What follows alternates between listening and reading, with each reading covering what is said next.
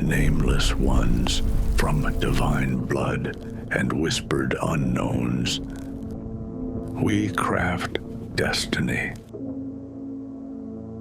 Let curiosity be your guide through the labyrinth of worlds. For in the shadows between realms, true power lies.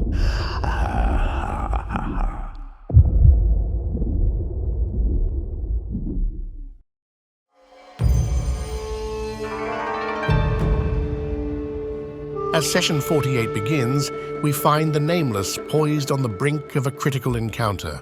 High above the deep Delucian ravines, on a precarious hanging bridge, the air is thick with fog and tension. Three shadowy figures emerge at the far end, their presence filled with menace. These are the cultists of Limbo, calling out to Tepin the Merlin, urging him to join them for an audience with their mysterious sire. Tepin, ever the strategist, tries to take control of the situation.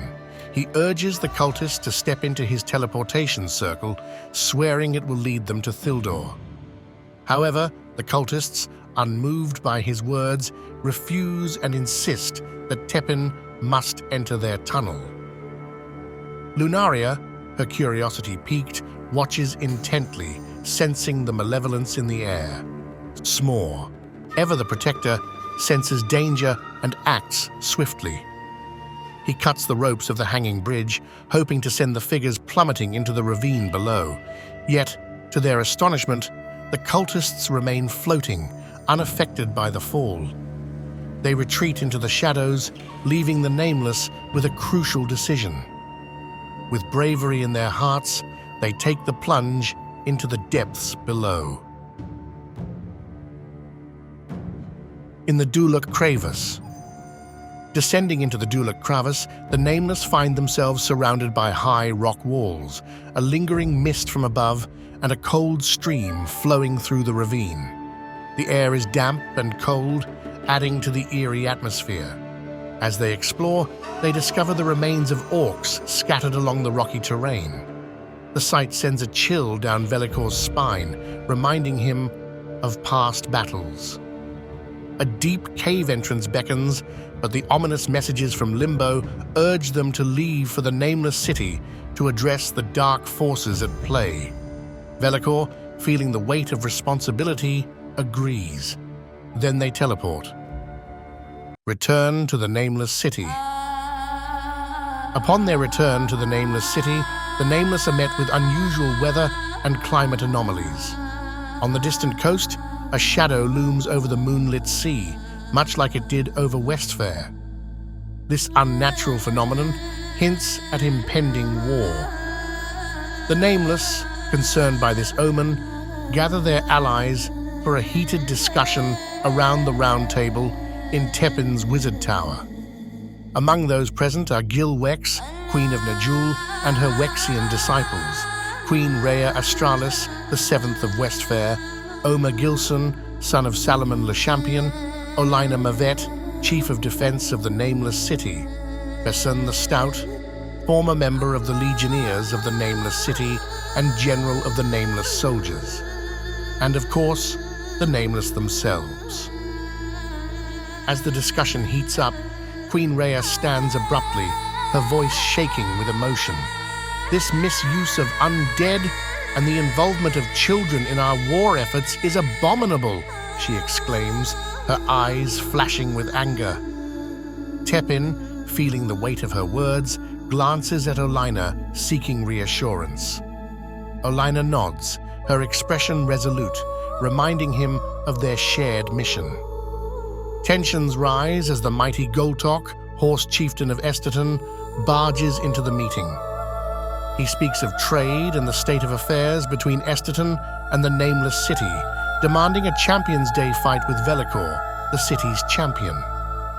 The meeting concludes with concerns over the shadows to the east, but Tepin reassures Omer that all is well and under control. Champions Day. On Champions Day, Velikor and Goltok face off in the Grand Colosseum. The fight is spectacular, with Velikor displaying demigod-like prowess, easily besting Goltok. As the crowd roars, Velikor feels a surge of pride and responsibility for his people. Meanwhile, during the fight, Lunaria spies shadowy figures conversing with a gnoll across the tribunes. She follows the gnoll, who introduces himself as Grag, and learns he is seeking rare breeds of people, including her. As he teleports away, Lunaria makes a desperate attempt to follow, but a mishap lands her on a stormy fishing boat in the moonlit sea. Despite the rough seas, Lunaria saves the fisherman and finds refuge in a lighthouse with an old, weathered man.